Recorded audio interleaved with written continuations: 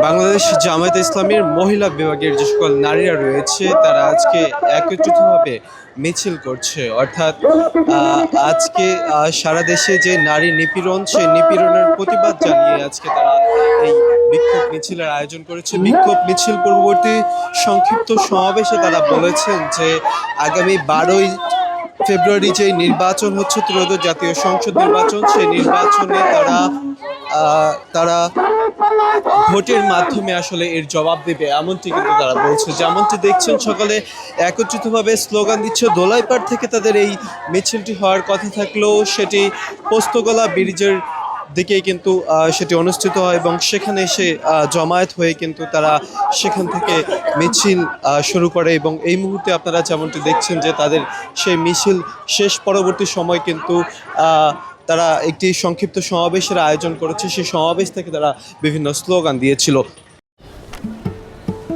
কি বুকে বাংলাদেশ আর হাতে বিদেশি? এই যে হোয়াইট প্লাস প্রো সেনসিটিভ স্কয়ারের।